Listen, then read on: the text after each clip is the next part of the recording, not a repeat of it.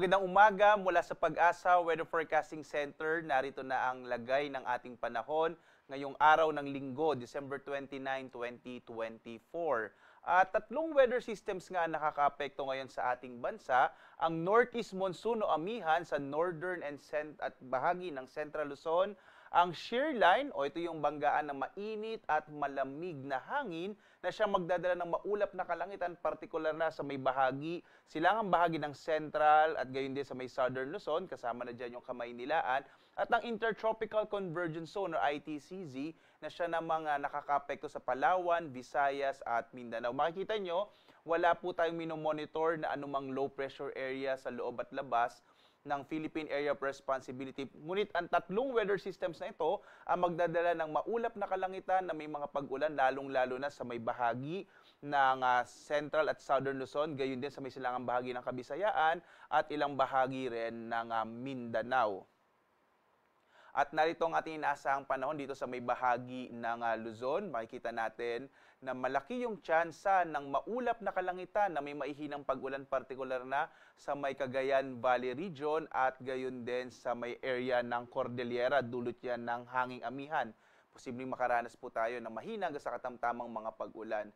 Samantala, magiging maulap din yung kalangitan at malaki yung tsansa ng mga pag-ulan sa may bahagi naman ng Calabarzon, kasama din yung bahagi ng Aurora, ilang bahagi ng Bicol Region, kasama na rin yung Kamaynilaan, dulot pa rin ang pag-iral ng shear line. May mga lugar na posibleng makaranas ng mga moderate up to heavy rains at posibleng magkaroon ng mga biglaang pagbaha, at mag-ingat po sa mga biglaang pagbaha at mga pagguho ng lupa o mga flash floods and landslide. Lalong-lalo na yung may bahagi ng Quezon Province at gayon din sa ilang bahagi ng Bicol Region kung saan nakakaranas nga ng mga tuloy-tuloy na mga pag-ulan sa araw na ito. Sa nalalabing bahagi naman ng Luzon, partikular na sa Ilocos Region at sa kanlurang bahagi ng Central Luzon, inaasahan naman natin ang generally fair weather, pero posible pa rin magkaroon ng medyo maulap na kalangitan at mga isolated o pulupulong mahihinang pag-ulan, dulot pa rin ng hanging amihan.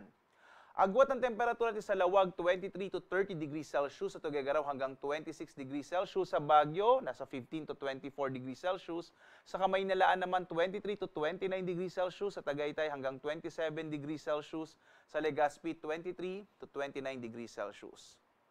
At dito naman tayo sa Palawan, Visayas at Mindanao.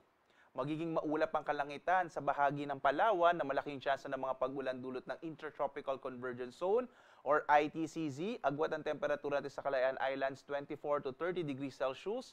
Sa Puerto Princesa naman, 24 to 29 degrees Celsius.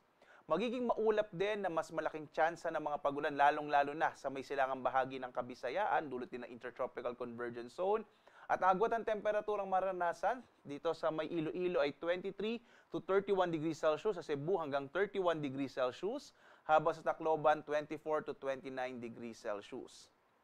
Magiging maulap din yung kalangitan na malaking tsansa ng mga pag-ulan sa bahagi ng Caraga Region, lalong-lalo na sa may Dinagat Islands at sa Surigao del Norte. At maging dito sa may bahagi ng Zamboanga del Norte, makararanas din ng maulap na kalangitan na may tsansa ng mga pag-ulan dulot ng ITCZ. Sa nalalabing bahagi naman ng Mindanao ay makararanas ng mga isolated o pulupulong mga pag-ulan na may mga pagkidlat, pagkulog, dulot din ng ITCZ.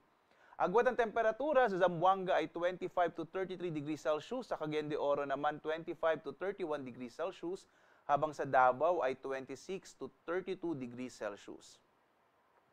At dahil pa rin sa pag-iral ng amihan, tayo po ay may nakataas pa rin na gale warning. Ito yung babala natin sa malalaking pag-alon ng karagatan dahil nga sa malakas na pag-ihip ng hanging amihan. Delikado pa rin maglayag ang mga maliliit sa sakyang pandagat, partikular na sa mga baybay ng Batanes, ng lalawigan ng Cagayan kasama Babuyan Island, sa Isabela, hilagang bahagi ng Aurora, at gayon din sa mga baybay ng Ilocos Norte, Ilocos Sur, La Union at kanlurang bahagi ng Pangasinan. Sa mga kababayan natin, lalong-lalo na yung mga may maliliit na sakyang pandagat, iwasan mo nang pumalaot sa mga bahagi ito ng ating bansa dahil magiging maalon ang karagatan at delikadong maglayag.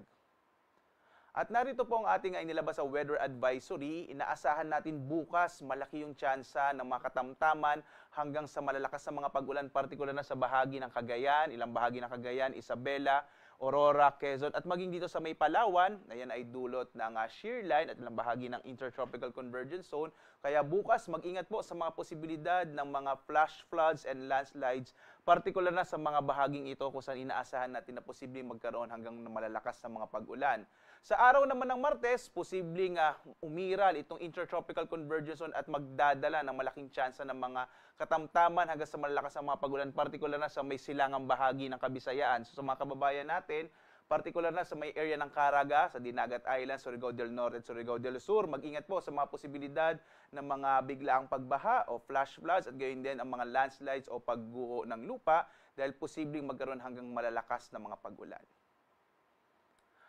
Samantalang araw natin sikat, mamayang 6:20 na umaga at lulubog, ganap na 5:37 ng gabi. At sundan pa rin tayo sa iba't ibang mga social media platforms.